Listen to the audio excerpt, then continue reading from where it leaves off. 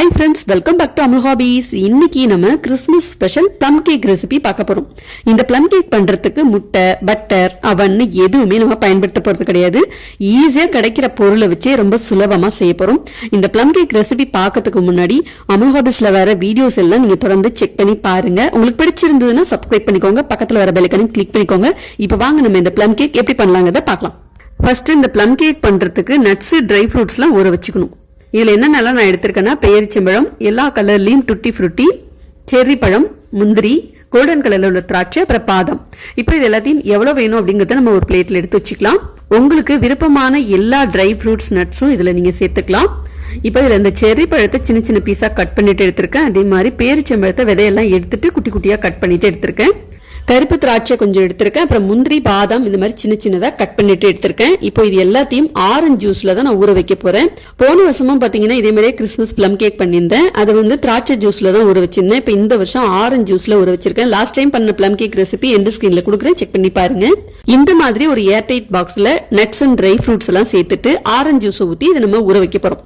குறைஞ்சபட்சம் 2 மணி நேரமாவது இதை ஊறணும். அதிகபட்சம் ஒரு நாள் ஊறுனா ரொம்ப நல்லா இருக்கும். ஸோ உங்களுக்கு ஊற வைக்க டைம் இல்லை அப்படின்னா ஒரு 2 மணி நேரமாவது ஊற வச்சுட்டு செய்யுங்க. ட்ரை ஃப்ரூட்ஸ், நட்ஸ் எல்லாம் ஊறட்டும். இப்போ கேக் எந்த பாத்திரத்துல பேக் பண்ண போறோமோ அந்த பாத்திரத்துல இந்த மாதிரி ஒரு பட்டர் ஷீட் போட்டுட்டு அது மேல சன்ஃபிளவர் ஆயில், அப்படி இல்லைன்னா பட்டர், அப்படி இல்லைன்னா நெய், இது மூணுத்துல ஏதாவது ஒன்று தடவிட்டு இந்த மாதிரி கிரீஸ் பண்ணி எடுத்து வச்சுக்கோங்க. பட்டர் ஷீட் இல்லை அப்படின்னாலும் ஒன்றும் பிரச்சனை கிடையாது. சும்மா நீங்க ஆயில் தடவிட்டு நல்லா கிரீஸ் பண்ணாலே போதும். இது நம்ம ஃபர்ஸ்டே ரெடி பண்ணி வச்சிடணும். அப்பதான் நமக்கு கேக் பண்றப்ப ரொம்ப ஈஸியா இருக்கும். கேக் நல்லா ஒட்டாமலும் வரும். கேக் பேக் பண்ற பாத்திரத்துல இந்த மாதிரி கிரீஸ் பண்ணி எடுத்து வச்சாச்சு. அடுத்த ப்ராசஸ் கேக் மிக்ஸ் ரெடி பண்ணணும். இதுக்கு ஒரு ட்ரையான மிக்ஸி ஜார் எடுத்துக்கோங்க. ஒரு ஏலக்காய், 2 கிராம்பு, ஒரு சின்ன துண்டு பட்டை சேர்த்துட்டு 1 கப் அளவுக்கு மைதா மாவு சேர்த்துக்கோங்க. 1/2 கப் அளவுக்கு பவுடர் பண்ண சர்க்கரை சேர்த்துக்கோங்க. இப்போ இது எல்லாத்தையும் நல்லா அரைச்சிக்கலாம். அரைச்ச மாவை இந்த மாதிரி நல்லா சலிச்சுக்கணும். கேக் பண்றதுக்கு எப்பவுமே கேக் மிக்ஸ்ல எந்த ஒரு கட்டியுமே இருக்கக்கூடாது. அதே மாதிரி நம்ம எடுத்துக்கிற பொருட்களும் கரெக்டான அளவுகள்ல இருக்கணும். மெஷர்மெண்ட் கப் அப்படி இல்லைன்னா குட்டி குட்டி டம்ளர், பவுல்ல எல்லா பொருளையும் கரெக்டா மெஷர் பண்ணிக்கோங்க. கேக் மிக்ஸ் ரெடி ஆயிடுச்சு. இது ஒரு ஜிப்லாக் கவர்ல போட்டு ஃப்ரீசர்ல வச்சுட்டீங்கன்னா 6 மாசம் வரைக்கும் நீங்க இதை வச்சு யூஸ் பண்ணலாம். எப்ப நீங்க கேக் செய்யணுமோ அப்ப நீங்க எடுத்து கேக் செஞ்சுக்கலாம். இப்போ இது அப்படியே இருக்கட்டும். அடுத்த ப்ராசஸ் கேரமலைசேஷன். ஒரு பேன் சூடு பண்ணிட்டு 1/4 கப் சர்க்கரை சேர்த்துக்கோங்க. இந்த சர்க்கரை கொஞ்சம் கொஞ்சமா கரைஞ்சி தேன் கலர்ல வர ஆரம்பிக்கும். ரொம்ப கறியை விட்டுறக்கூடாது. ஆரம்பத்துல கொஞ்சம் தீயை கூட்டி வச்சுக்கோங்க. அதுக்கப்புறம் இந்த ஸ்டேஜுக்கு வரும்போது தீயை நல்லா கம்மி பண்ணி வச்சுக்கோங்க. தண்ணி எதுவும் சேர்க்கக்கூடாது. தானாவே கொஞ்சம் கொஞ்சமா கரைஞ்சி ஓரத்துல இந்த மாதிரி தேன் கலர் வர ஆரம்பிக்கும் போது நல்லா கிளறி விடுங்க. சர்க்கரை கொஞ்சம் கூட அதுல தெரியக்கூடாது. எல்லாமே நல்லா கரைஞ்சி இருக்கணும். நல்லா கைவிடாம கிளறி விட்டுட்டே இருக்கணும். சக்கரை கொஞ்சம் கூட தெரியாத அளவுக்கு இந்த மாதிரி கரைஞ்சி வந்ததுக்கு அப்புறம் எந்த அளவுக்கு நம்ம சக்கரை எடுத்துனோமோ அதே அளவுக்கு தண்ணி சேர்த்துருங்க. தண்ணி சேர்த்த உடனே இந்த மாதிரி கட்டி விட ஆரம்பிக்கும். இந்த கட்டியெல்லாம் நல்லா கரைச்சி விட்டுட்டே இருக்கணும். கைவிடாம நல்லா கிளறி விட்டுட்டே இருக்கணும். இந்த கட்டி எல்லாமே நல்லா கரைஞ்சி தெளிவா இந்த மாதிரி ஒரு ஸ்டேஜுக்கு வரும்போது அடுப்பு தீயை ஆஃப் பண்ணிட்டு அப்படியே இது நல்லா ஆறட்டும். ஆறுனதுக்கு அப்புறம் தான் நம்ம கேக் மாவுல சேர்க்க போறோம். இந்த கேரமலைசேஷன் சுகர் தான் கேக்குக்கு ஒரிஜினல் கலர் கொடுக்கும். இது அப்படியே இருக்கட்டும். அடுத்ததா ட்ரை ஃப்ரூட்ஸ், நட்ஸ் எல்லாம் ஊற வச்சிருந்தோம் இல்லையா?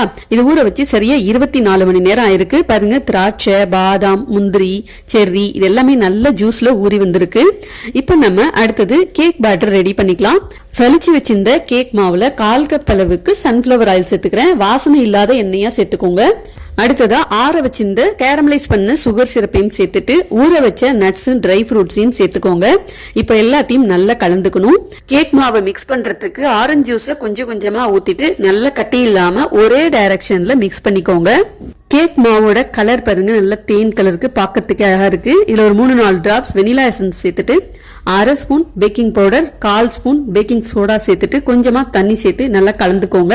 மாவு நல்லா கெட்டியும் இல்லாம நல்ல தண்ணியுமா இல்லாம இந்த மாதிரி கலந்து எடுத்து வச்சுக்கோங்க. அடுத்ததா கேக் பேக் பண்றதுக்கு இந்த மாதிரி ஒரு ப்ரெஷர் பேன் தான் எடுத்திருக்கேன். ஏற்கனவே என்னோட சேனல்ல இருக்கிற பேக்கிங் ரெசிபிஸ் எல்லாமே பாத்தீங்கன்னா இந்த ப்ரெஷர் பேன்ல தான் பண்ணிருப்பேன். அப்படி இல்லைன்னா கடாயில பண்ணிருப்பேன். இந்த ப்ரெஷர் பேன்ல மணல் அப்படி இல்லைன்னா சால்ட் போட்டு பேக் பண்ணலாம். இது எதுவுமே இல்லாம ரொம்ப சுலபமா இந்த மாதிரி ஒரு அடிகனமான பாத்திரம் இருந்தாலே போதும். அவன்லாம் இருக்கணும் அப்படிங்கிற அவசியமே இல்லை. இப்போ இது சூடாகட்டும். அதுக்குள்ள நம்ம கேக் மாவை கேக் பாத்திரத்துல ஊத்தி எடுத்துட்டு வந்துடலாம். பட்டர் ஷீட் போட்டு கிரீஸ் பண்ண இந்த கேக் பாத்திரத்துல நம்ம ரெடி பண்ண கேக் மாவை ஊத்திட்டு 2 தடவை இந்த மாதிரி டேப் பண்ணி விட்டுருங்க. இப்ப கேக் பாத்திரம் நல்லா சூடாயிட்டு இதுல ஒரு ஸ்டாண்ட் ஒன்று வச்சிருங்க.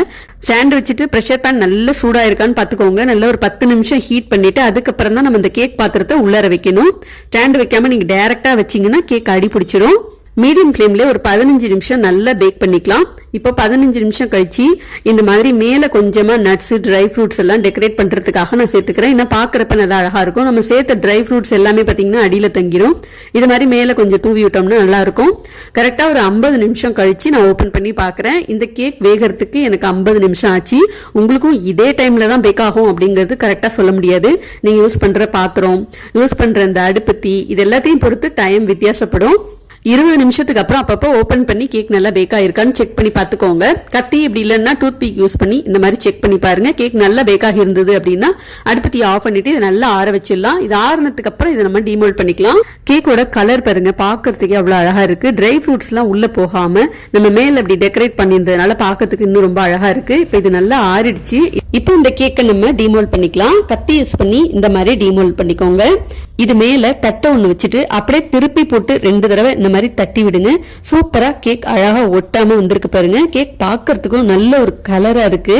இப்போ இது மேல உள்ள இந்த பட்டர் ஷீட் எல்லாத்தையும் எடுத்துடலாம்.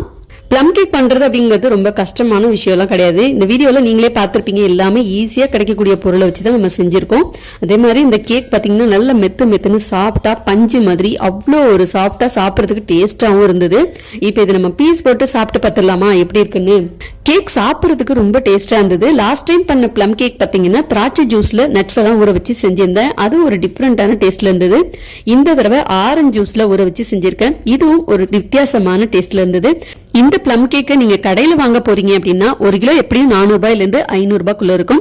அது மட்டும் இல்லாம ஒரு பீஸே பாத்தீங்கன்னா எப்படியும் 150 ரூபாய் இருக்கும். இதே நம்ம வீட்டுல செஞ்சு சாப்பிடும் போது நம்ம செஞ்சு சாப்பிட்டோம் அப்படிங்கிற ஒரு திருப்தியும் சந்தோஷமும் இருக்கும். அதே மாதிரி கடையில வாங்கி சாப்பிடுற இந்த பிளம் கேக்ல இந்த அளவுக்கு ரிச்சா நட்ஸ் அண்ட் ட்ரை ஃப்ரூட்ஸ் எல்லாம் சேர்த்திருப்பாங்களா அப்படிங்கறதையும் நம்மளால சொல்ல முடியாது. சோ இந்த கிறிஸ்துமஸ்க்கு கண்டிப்பா இந்த ரிச்சான பிளம் கேக்கை நீங்க ட்ரை பண்ணி பாருங்க.